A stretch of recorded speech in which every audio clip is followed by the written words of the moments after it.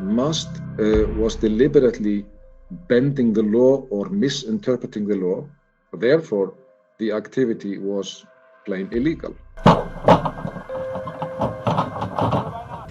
Blood farming industry does harm Iceland's image. Und die Vorstellung, dass Pferde so gequält werden. 66% were against it. 5 supported a ban, and that position has not been changed. Doctors, animal doctors who had a lot of money, in their own pockets by serving Ísteka. And Ísteka is the biggest owner of Icelandic horses in Iceland. This has been hidden for so many years. We see that the people that we are supposed to trust to regulate the industry, they cannot be trusted.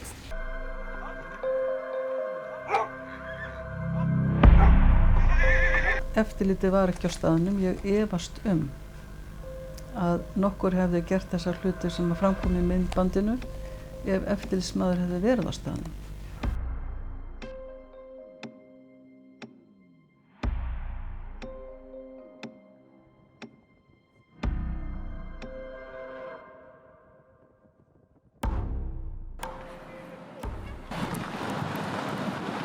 We're standing here in front of the laboratory belonging to the pharmaceutical company Ísteka, where blood is turned into PMSG.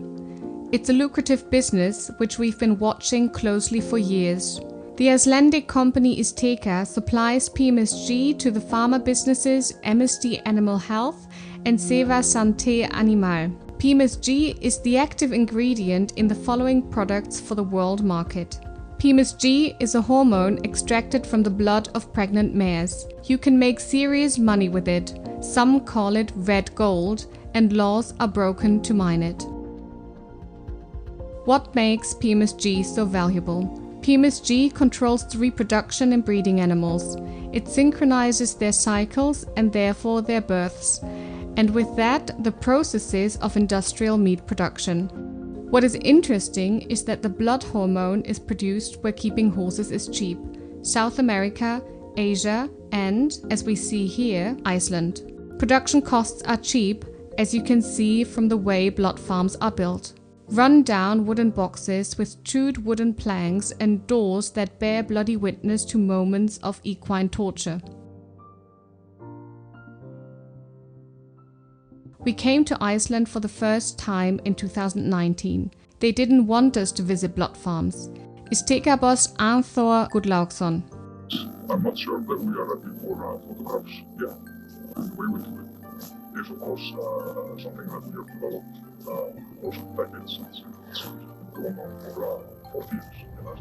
Icelandic economist Ólafur Rafnsson confirms. Available to the general public. This has been hidden for so many years. So we are just drawing these facts out. 3 years after our initial investigation, the blood farmers are still not willing to show their business openly. On the contrary, they are hiding. This blood farm has moved about 500 meters away from the road into a pasture. And they've kept costs down. It's the same rotten restraint boxes and the old tin hut. What we notice is that more and more blood collection boxes have been painted black. An insider later tells us that you can't see blood so well against a black background. We drive around several blood farms, beginning with the ones that attracted attention in 2019 on account of problems. 2 blood collection boxes. One is clearly still in use. Cautious and restraint bars lie at the ready. The chute and restraint box are devoid of grass. The second box is overgrown. In the tin hut nearby we can see mineral licking stones. In 2019 we were sent away. Yeah, it's off limits, but it's really unpopular. An ARD television team comes with us. It's a good opportunity to raise awareness about the secret blood business. We meet people who live in Iceland and take a dim view of the blood business. So I think everywhere where you look at it, it's an animal welfare issue. It's not only the blood volume or the frequency of the blood takings, it's also that these mares, most of them are totally unhandled. They're not used to humans. These images stirred up the public and triggered a debate in Iceland. And they show the scale of the business at the time. 119 blood farms with around 5,300 mares.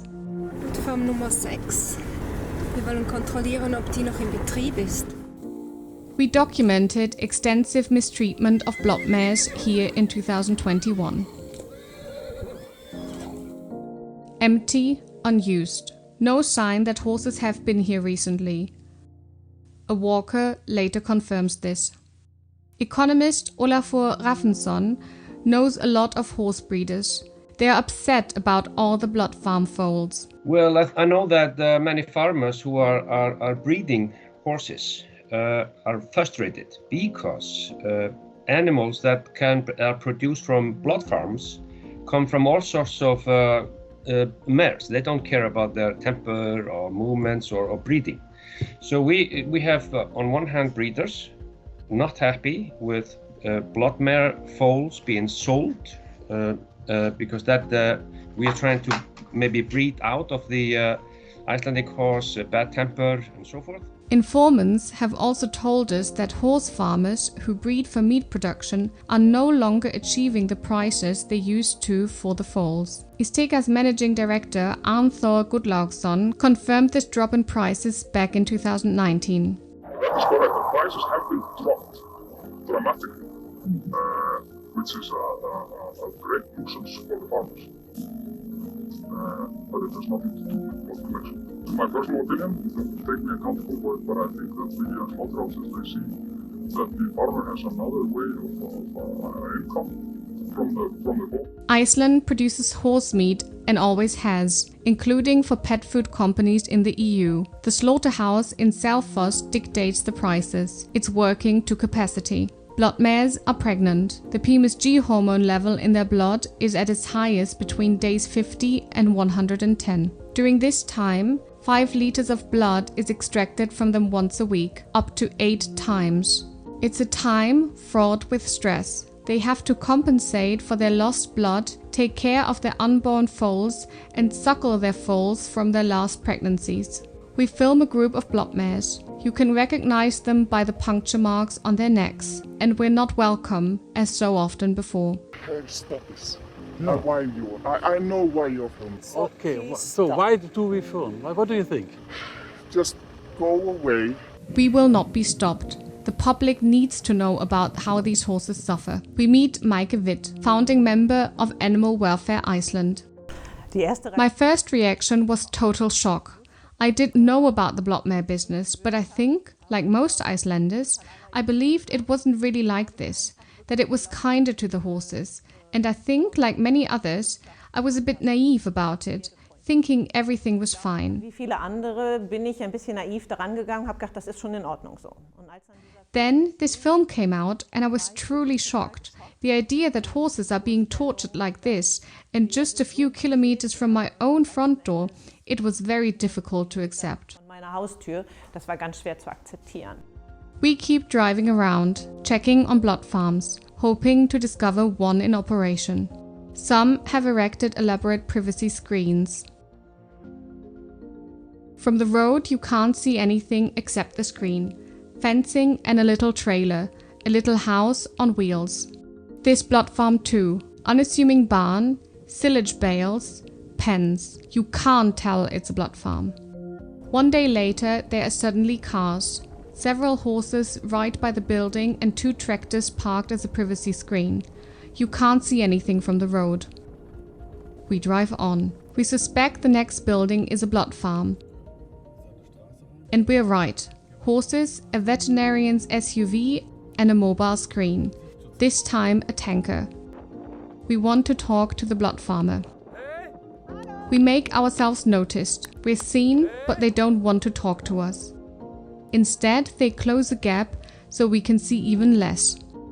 We observe from the distance and see two mares with horrendous vein injuries. Later, we show the images to a specialist in equine medicine. She writes about the PED mare. The Sutter stitches run exactly along the course of the jugular vein. I suspect that the cause was a severe inflammation of the vein. It's highly likely that bacteria got into it through the punctures caused by multiple blood extractions. It looks like a surgical wound closure. The mare should definitely get rest. We see mares with bleeding puncture marks on their necks. We also see winning, agitated mares and their foals, ones galloping out of the hall after blood has been taken, others trotting out exhausted, as we have seen so often before.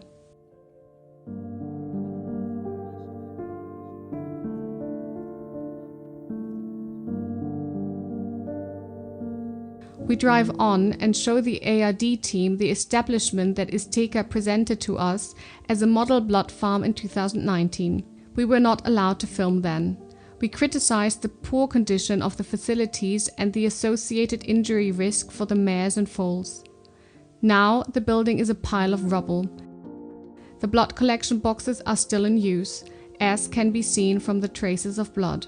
Blood is never drawn in a horse here without the person doing it being a licensed veterinarian. An Izteca contract veterinarian at work. Animals are tortured, harassed and beaten in his presence.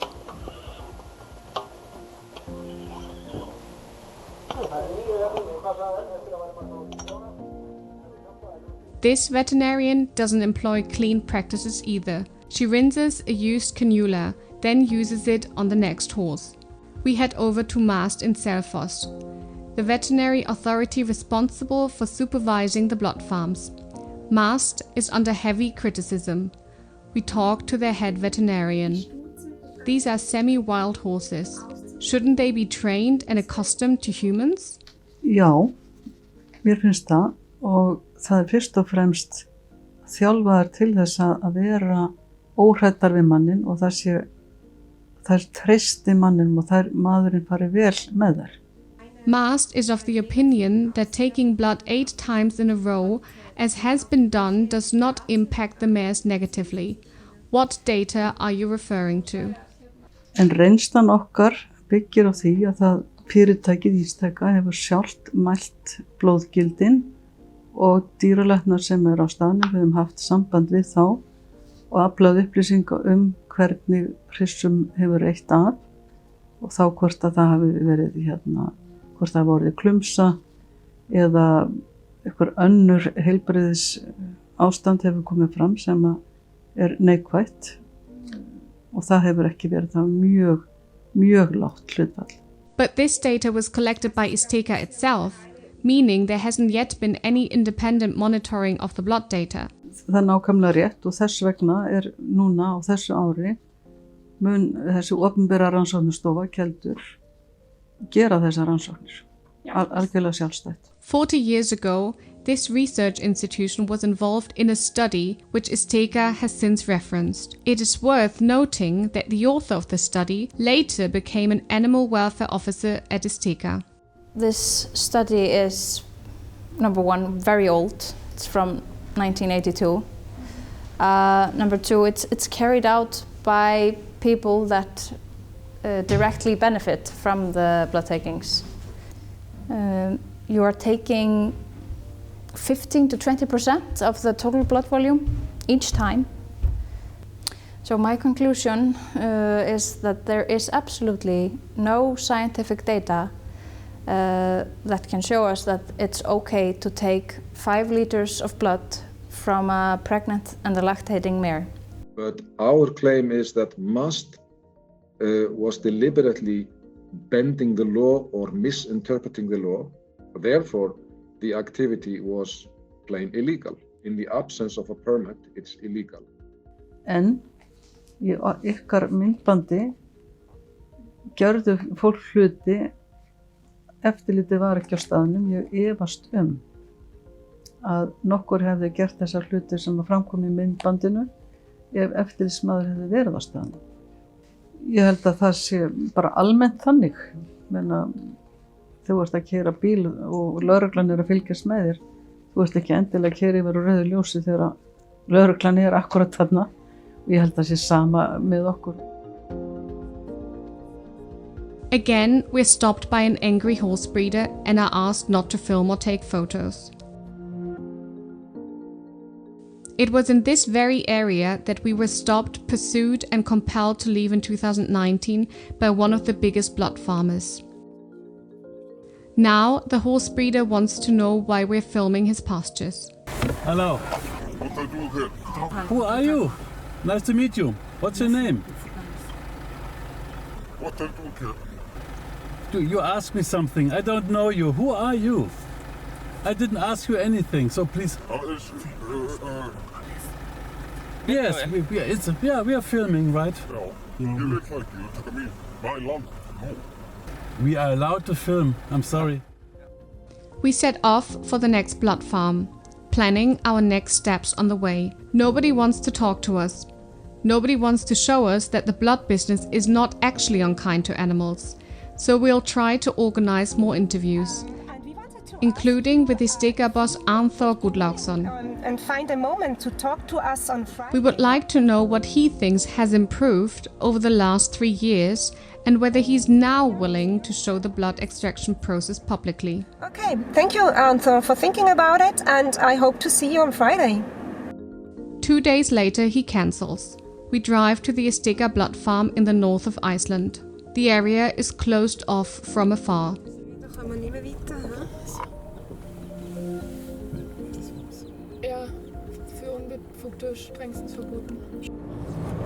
Werden wir schon wieder verfolgt, hm? The Stega blood farm looks abandoned. You can see privacy boards around the pen and a nailed-up gate. The search continues. We drive to a remote blood farm in the mountains. It attracted our attention in 2019 because it was cobbled together from scraps of wood, a life-threatening structure for the mares. The blood farmer lives nearby and we drive over. Hello, hello. Our interpreter speaks to him.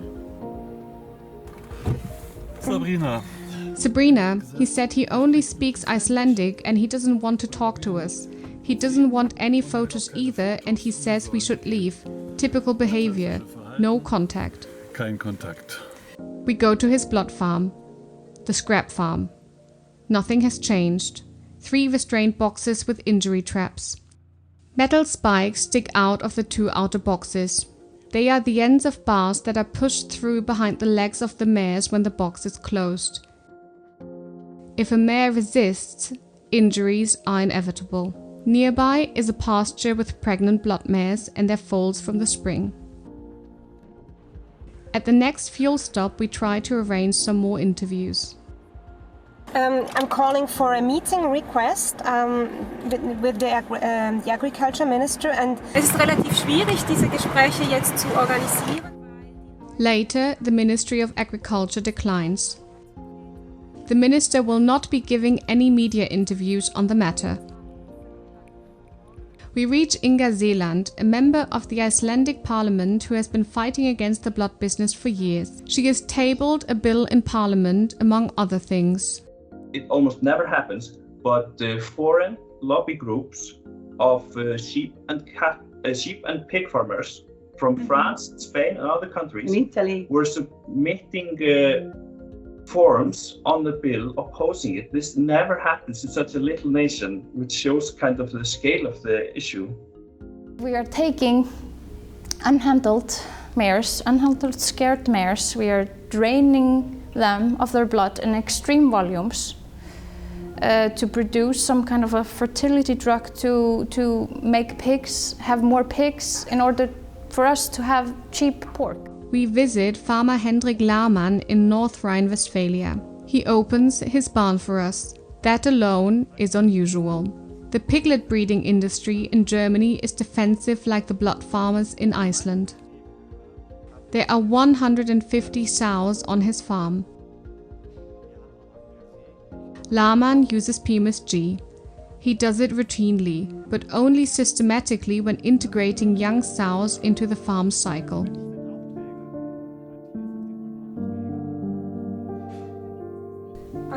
Why do you use the fertility hormone PMSG?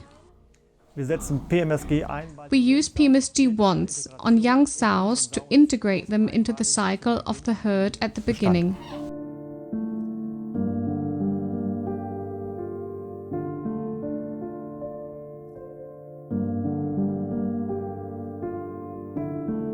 Do you sometimes use PMSG on adult sows? No, after weaning we never use PMSG on the sows as standard practice, because they go on heat through normal stimulation.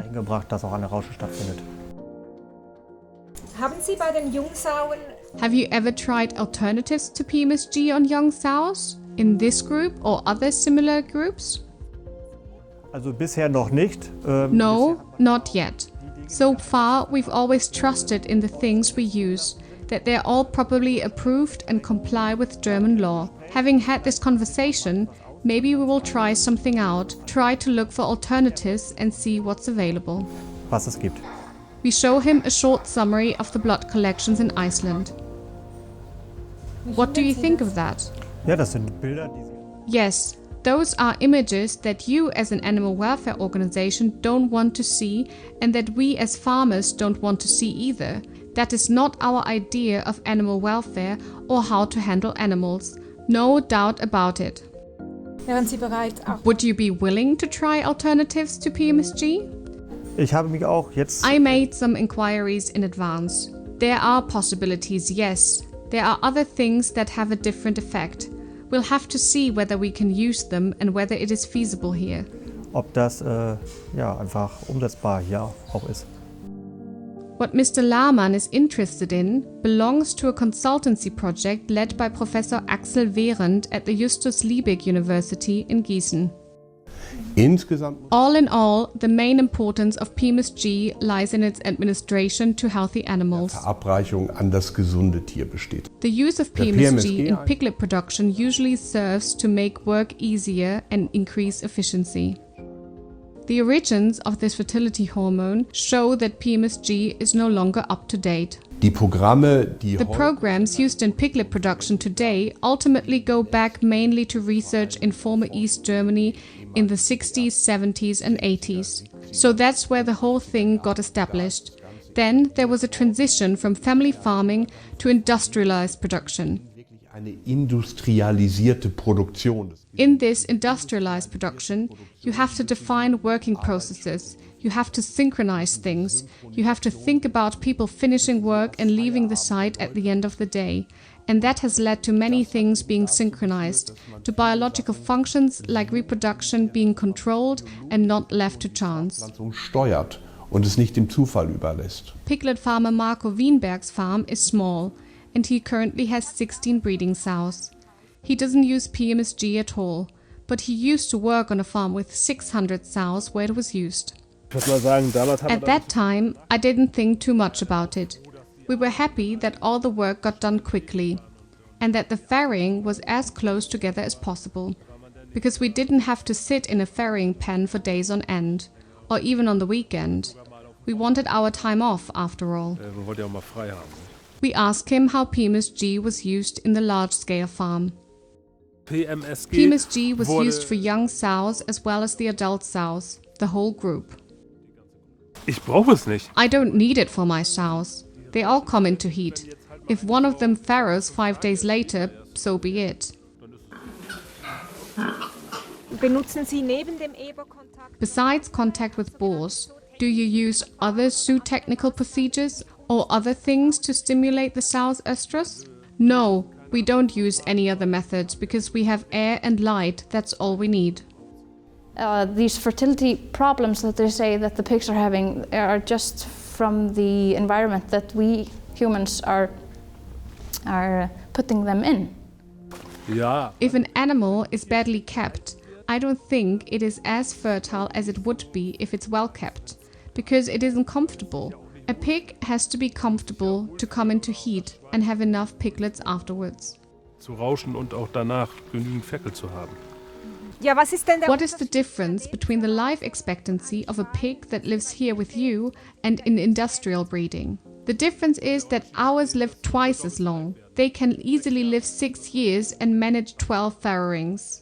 Professor Wehren believes it isn't just small flagship farms that can manage without PMSG, but conventional farms too. Farms have shown that it's possible without PMSG, and if farms show this, then sooner or later the other farms will eventually have to follow suit, so that blood no longer has to be obtained from pregnant mares for this indication. This product that is obtained here isn't used in Iceland, it is all exported, used abroad, which means our blood mares suffer here for pig breeding in other European countries. Back in Iceland, we have an appointment with the director of the Icelandic Tourist Board. The Tourism Association is of the opinion that the blood farming industry does harm Iceland's image abroad, and as such will have the potential to damage Icelandic tourism in the long run. The discussion in the international sphere has been in the form of rather negative publications in large publications in Europe. So we believe that when compared to the economic impact of tourism, the government should look at what's more important for the country in the economic sense. It's not a question of if this activity stops, it's just a matter of when. Because 2/3 of Icelanders, they believe this is unethical, they believe this is violating the concept of animal welfare, because all of Europe is against this. There would be no guarantee to stop production. The European Parliament first took a position against PMSG in October 2021. Our investigation brought the covered blood business to public attention. In Europe. Even though it's very cruel to watch it, but it's so important that we have those footage, that we show them around, and that we fight against the production, but also the import of PMSG. Iceland's government issued a new regulation allowing the blood business to continue for another 3 years. So that the only thing the regulation does is to legalize the activity as it was practiced in the past years. It requires a permit. That's all it does. But it does absolutely nothing for the animals. There is no change for the animals. The future of the blood business will be decided again in Iceland in 2025. Until then, reports issued by the supervisory authority will provide a basis for the decision. We will continue to report. Isteka's annual report seems to suggest that former Icelandic contract veterinarians had been having ethical concerns. It says, the amount of blood collected this year was a quarter lower than in 2021. One reason for this reduction is believed to be the difficult staffing situation among vets, but the skill of other vets and the employment of foreign vets prevented greater damage. At least a group of professionals that has done very well out of the blood business is beginning to think about its actions. The government should wake up to the suffering of animals and not sacrifice Iceland's image to the interests of a few pharmaceutical companies and an outdated hormone.